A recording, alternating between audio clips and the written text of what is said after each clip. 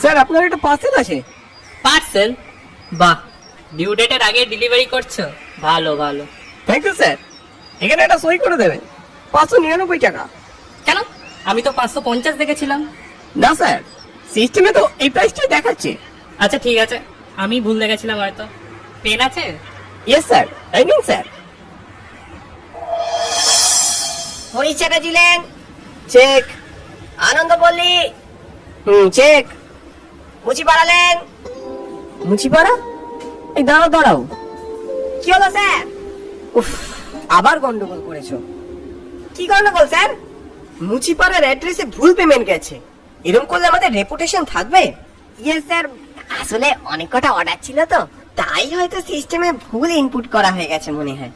বারবার একই ভুল কি করে হয় তোমার? এখন যাকে পার্সেল করেছো তার ফোন নাম্বারটা খুঁজে বের করো, ক্ষমা চাইতে হবে। উফ, আর কি করা যাবে।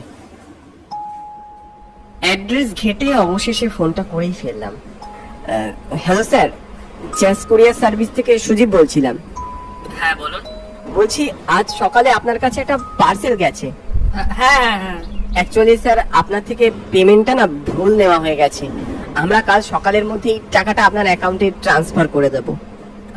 ওকে, নো প্রবলেম। ইয়ে, কিছু মনে না করলে একটা প্রশ্ন করব? শিওর শিওর, বলুন। বাই এনি চান্স আমি কি ভিএমএস এর ঋত্বিকের সঙ্গে কথা বলছি? আরে ভাই, তুই লাট্টু না?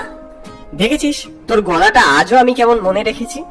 তুই তো এখন বিশাল স্টার রে, ইউটিউবে তোর কত ফলোয়ার্স। আরে ভাই, তুইও আবার এসব শুরু করলি? আচ্ছা বেশ বেশ, বলবো না। তারপর বল, কি খবর? এই কুরিয়ার সার্ভিস আছিস নাকি? হ্যাঁ রে, সিনিয়র ম্যানেজার। ও, এ তো দারুণ ব্যাপার। না না, ওই আর কি। তোর ভিডিওগুলো যে দিনে কতবার চালিয়ে চালিয়ে দেখি তার ঠিক নেই। এই মাটু আর পোকর কি খবর রে, জানিস কিছু? হ্যাঁ, ওরা তো শুনলাম এমবিএ করার পরে নতুন কি একটা স্টার্টআপ শুরু করেছে। ও ফাইন ফাইন। এই শোন না, এখন তো অফিসে আছি, তোর সাথে আবার পরে কথা হচ্ছে। একদম ভাই, চল টাটা।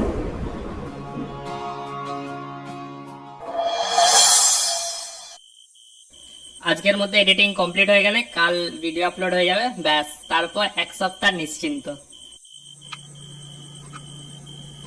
কিসের একটা আওয়াজ আসছে না? বেড়াল টেড়াল ঢুকলো নাকি? এই যে, কে আছো? রান্নাঘরে বেড়াল টেড়াল ঢুকছে মনে হয়। আরে, আওয়াজটা তো এই বক্স থেকে আসছে না? কিরকম একটা সাউন্ড হচ্ছে। কি আছে এটার ভেতর? এটা এখানে এলো কিভাবে? ইসেতে এগুলো কি? উফ, এটা কি ভারী মাইরি। এ কি আমার হাত ভেতরে ঢুকে যাচ্ছে কেন? কি রে ভাই, কি স্ক্যাম হচ্ছে আমার সাথে?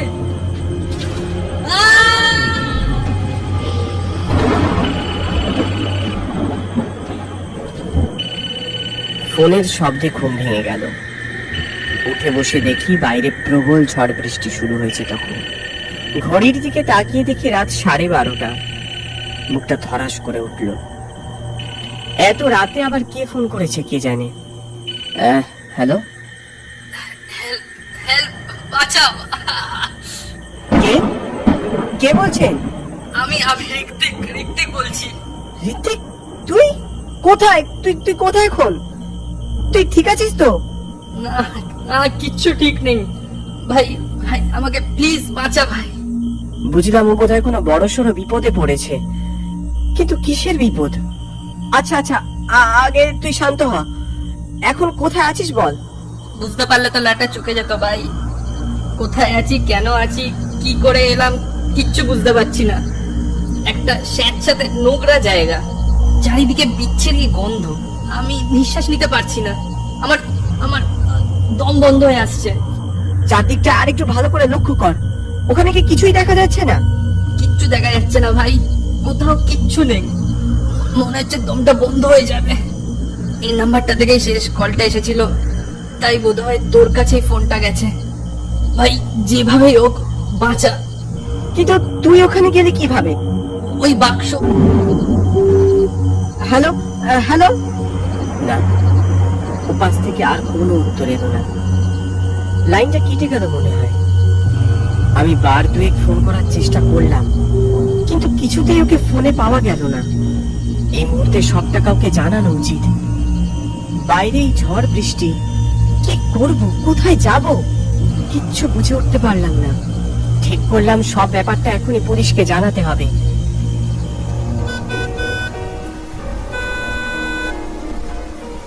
অগত্যা গাড়ি নিয়ে বেরিয়ে পড়লাম। চারদিকে উত্তাল ঝড়, পথে ঘাটে লোকজনের সারা শব্দ নেই। এমন দিনে কেউ বাড়ি থেকে বের হয় না। মানুষটা বিপদে আছে জেনে হাত গুটিয়ে বসে থাকতাম। জানি পুলিশের কাছে গিয়েও হয়তো খুব একটা লাভ হবে না, কিন্তু চেষ্টা তো করতেই হবে। থানায় ঢুকতে অফিসার জিজ্ঞেস করলেন, কি ব্যাপার? ম্যাডাম একটা হেল্প চাই, খুব আর্জেন্ট। সে তো বুঝতেই পারছি, না হলে এত রাতে ছুটে আসবেন কেন? বলুন কি হয়েছে? আমার এক পরিচিত এই মাত্র ফোন করেছিল, বলছে কোথায় যেন আটকে পড়েছে, বিপদে আছে ও। আটকে পড়েছে মানে? বলছেনটা কি? হ্যাঁ ম্যাম, মনে হচ্ছে ওকে কেউ কিডন্যাপ করেছে। কোনো ডিমান্ড কল টল এসেছে কি? না, সেসব কিছু আসেনি। অ্যাকচুয়ালি আমি ঠিক বলতে পারবো না, আসলে ওদের বাড়িতে কোনো ফোন এসেছে কিনা আমি এখনো জানি না। ও আমাকেই ফোনটা করেছিল, তাই আপনার কাছে এলাম। বাই দ্য ওয়ে, আপনাকেই কেন ফোনটা করলো? জানি না, বললো আমার নাম্বারটাই নাকি ওর কল লিস্টের শেষে ছিল, তাই। আচ্ছা, নাম্বারটা আপনার কাছে আছে তো? হ্যাঁ, এই যে। আমি নাম্বারটা দিতে উনি কাকে যেন ফোন করলেন। হ্যালো শ্রীরূপ, আচ্ছা নাম্বার দিচ্ছি, লোকেশনটা দাও তো। ম্যাডাম ফোনে কিছুক্ষণ কথা বলার পর স্তব্ধ হয়ে গেলেন। হ্যাঁ, কি? ও আচ্ছা, লোকেশন কিন্তু দার্জিলিং দেখাচ্ছে। দার্জিলিং? সেটা কি করে সম্ভব? ও তো কয়েক ঘন্টা আগে আমাকে ফোন করলো, তখনও মুচিপাড়া মানে কলকাতায় ছিল। ম্যাডাম আপনি আজকে একবার। না, এখন আর কিছু করা সম্ভব না, যা করার কাল সকালে দেখা যাবে। ম্যাডাম আচ্ছা আচ্ছা, আপনি লোকেশনটা পাঠাতে পারবেন আমায়? হ্যাঁ, সেটা দিতে পারবো। আচ্ছা, সেটাই তাহলে দিন, ধন্যবাদ। হ্যালো, কেউ আছো? কোথায় যে এসে মাইরি ফেসে গেলাম কে জানে। পুরো স্ক্যাম চলছে ভাই, যত স্ক্যাম ওই ছুরির মধ্যেই ছিল। ঠিক আছে, বুঝেছি আমাকে ভালো লেগেছে তাই স্ক্যাম করে তুলে এনেছিস, তাহলে এভাবে না খেতে দিয়ে রেখে দিবি? ওরে চিড়িয়াখানার সিম্পাঞ্জি গুলো দুবেলা কলা খেতে পায়। কি সব গুজগুজ ফুসফুস কানে আসছে না? আরে ওই তো টর্চের আলো, চারদিকে দেখে মনে হচ্ছে কোনো জঙ্গল ফঙ্গলের মধ্যে আছি। কিন্তু ওরা কারা? একটা ছেলে আর একটা মেয়ে বলে মনে হচ্ছে। জঙ্গলের মধ্যে এরম চেঁচাচ্ছে কেন কে জানে? ব্রেকআপ টেকআপ হয়েছে নাকি? আমি তো আগেই বলে দিয়েছি এসব কাজ আমি করতে পারবো না, অনেক রিস্ক। সে হিসেব পরে হবে। ট্যাবলেট গুলো কোথায়? ফর গড সেক, আমি জানি না, আমি কিছু জানি না অগাস্টিন। কিন্তু সে হিসেব না চুকিয়ে তুমি কোথাও যেতে পারবে না মারিয়া। রোজারো আর ওর ছেলেরা আমাদের ছাড়বে না। আমাকে যেতে দাও অগাস্টিন, হাত ছাড়ো। আর যদি না যেতে দাও, থানায় সব ইনফর্ম করা আছে, পুলিশ এসে তোমায় আগে জেলে পড়বে। তারপর তোমাদের 500 কোটির সম্পত্তি কে বাঁচায় আমিও দেখব। শোনো, তুমিও এভাবে পার পাবে না। বাঁচতে চাইলে বলো ট্যাবলেট গুলো কোথায় রেখেছো। লর্ড মার্সি, হ্যাঁ তুমি এবার আমাকেও মারবে? আমার মতো নিষ্পাপ মানুষদের দিয়ে তোমরা ড্রাগ সাপ্লাই করবে? এইটা আমি হতে দেব না। ওগুলোর হদিশ না পেলে আমি দায়িত্ব নিয়ে তোমাকে সত্যিই নরকে পাঠাবো। আমি ভাবতেও পারছি না অগাস্টিন, তুমি তুমি আমায় বলেছিলে তুমি নাকি আমায় ভালোবাসতে। ভালোবাসার মিথ্যে অভিনয় করে তুমি এই জঘন্য কাজে আমাকে টেনে নামিয়েছো, এখন আমাকে খুন করতে চাইছো। শোনো মারিয়া, আমার জীবনের একটাই লক্ষ্য, টাকা। তাই জন্যই এত বড় গ্যাংয়ে জয়েন করেছি। ওই প্যাকেটগুলো না পেলে ওরা সবাই আমাদের শেষ করে দেবে। কিন্তু আমি মরবো কেন? মরলে তুই আমার।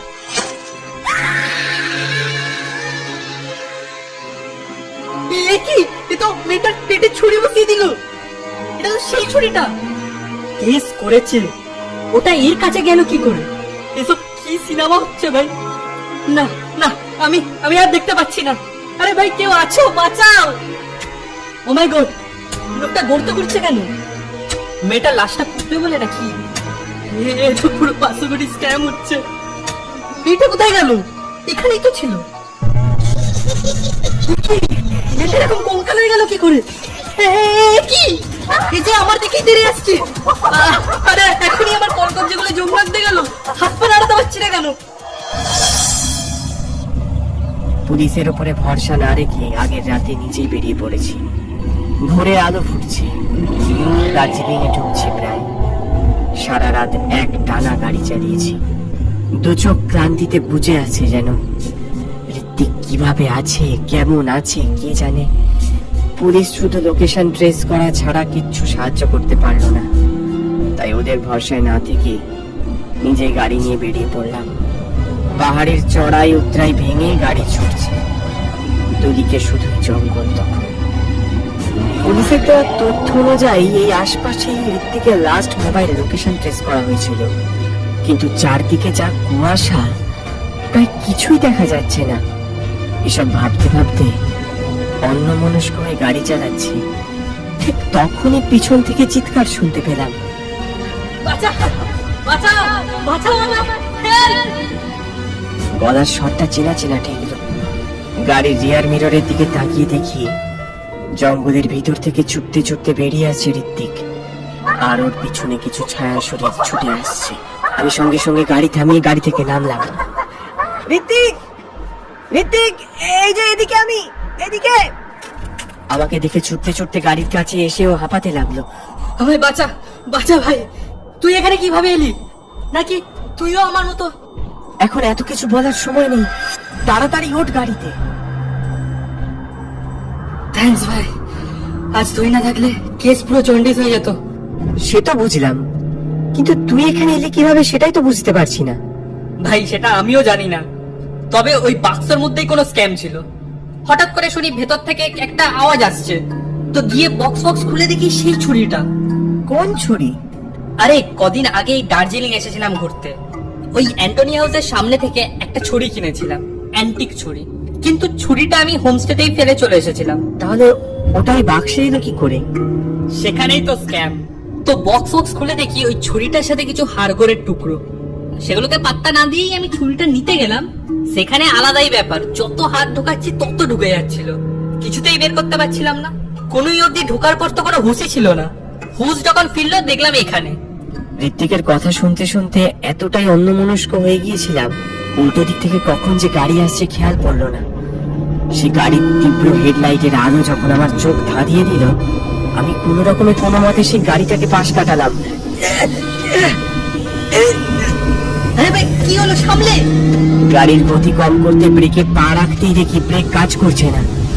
এদিকে গাড়ি ছুটে চলেছে তীব্র গতিতে। আরে গাড়িটা স্লো কর, নাহলে আজ দুজনেই ছবি হবো।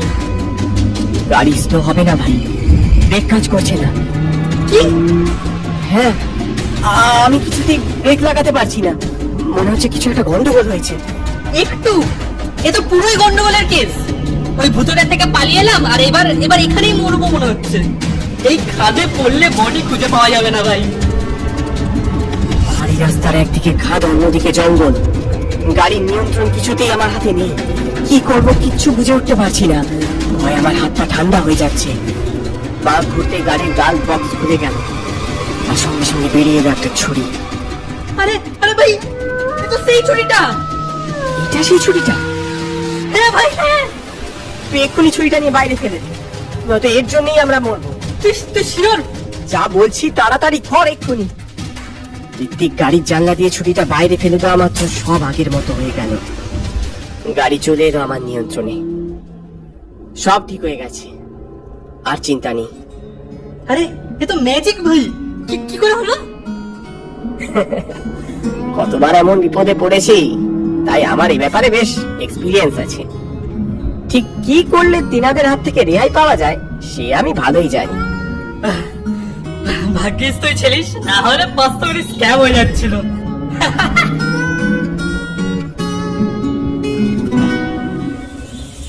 দিন কয়েক পরে ওখানে স্থানীয় লোকেদের থেকে জেনেছিলাম 2002-এ নাকি ওখানে ধুম পাহাড়ের কাছে একটা ড্রাগস কারবারির গ্যাং ধরা পড়েছিল। তাদের জাল বিস্তৃত ছিল সুদূর ইউরোপ অব্দি। আবার কাকতালীয় ভাবে সব মিলিয়ে তাদের সম্পত্তির পরিমাণ ছিল প্রায় $10 কোটি, যা তখনকার গ্যাং ধরা পড়েছিল। তাদের জাল বিস্তৃত ছিল সুদূর ইউরোপ অব্দি। আবার কাকতালীয়ভাবে সব মিলিয়ে তাদের সম্পত্তির পরিমাণ ছিল প্রায় $10 কোটি, যা তখনকার দিনে 500 কোটি টাকার সমান।